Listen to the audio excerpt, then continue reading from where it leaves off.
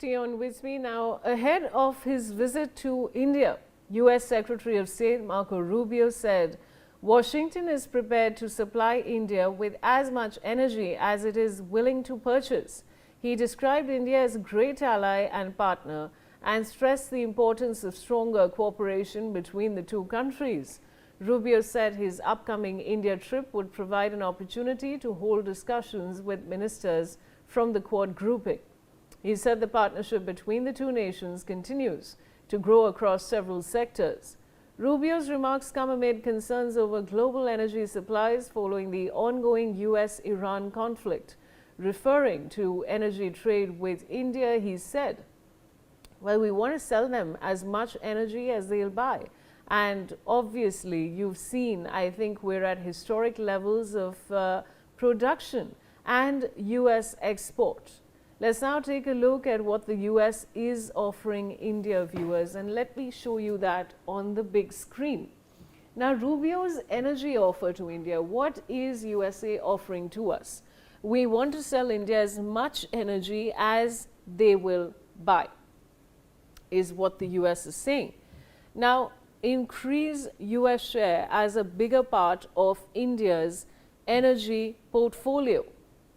So that is, of course, happening, and now expand overall US energy exports to meet India's growing needs. Opportunities with Venezuelan oil for India's energy supply. Strengthen India's energy security amid global disruptions. Deepen strategic energy cooperation and be a reliable energy partner for India. That is what the US is offering to us. This is Rubio's energy offer to India. Now let me go across to my guest, Dr. Sharad Kohli. He's a senior economist. Dr. Kohli, welcome.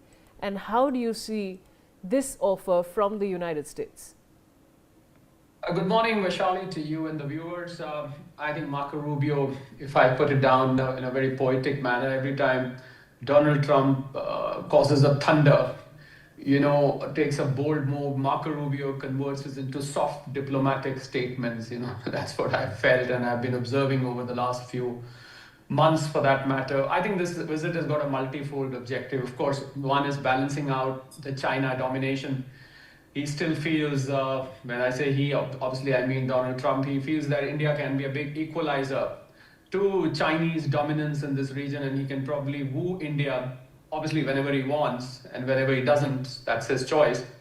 But he can probably use India or probably tactfully position India so that he can balance out Chinese dominance. That's one.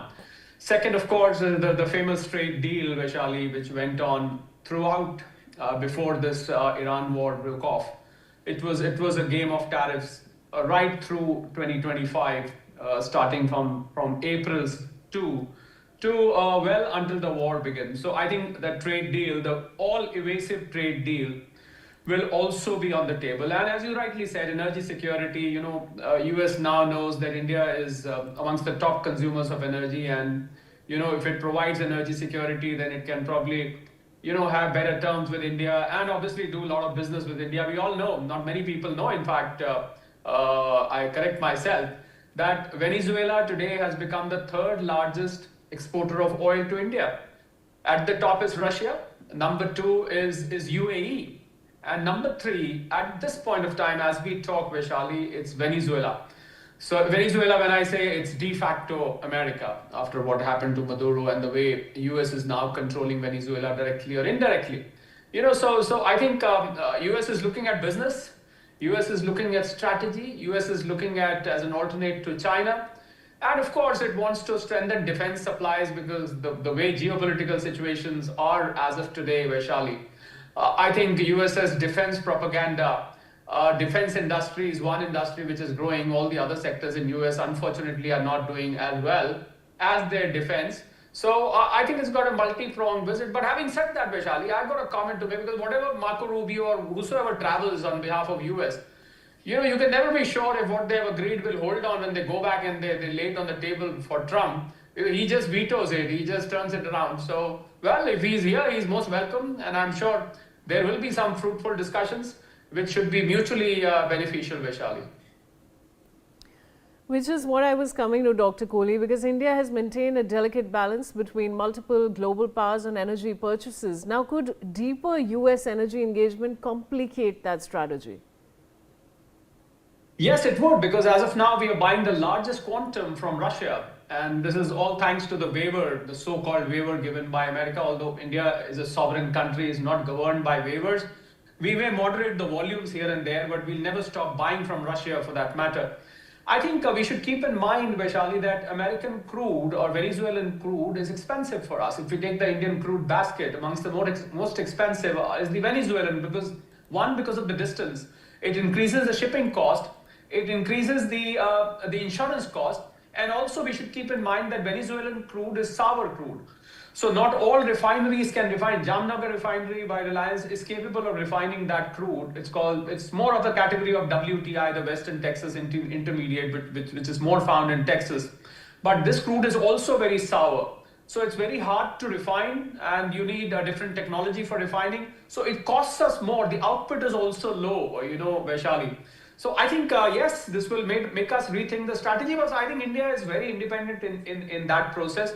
I really don't think beyond a point, just to maintain the relations, we are going to compromise and we can't be forced energy on us. We can't be a forced customer that you have to buy from us.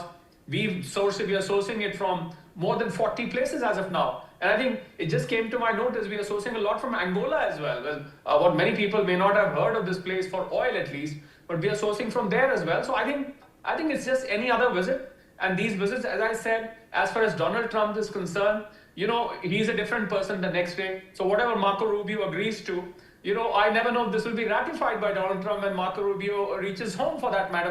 That is why I don't put too much weightage. Personally speaking, as an economist, I really don't weigh this as a red carpet, for Marco Rubio. He's welcome here at all times.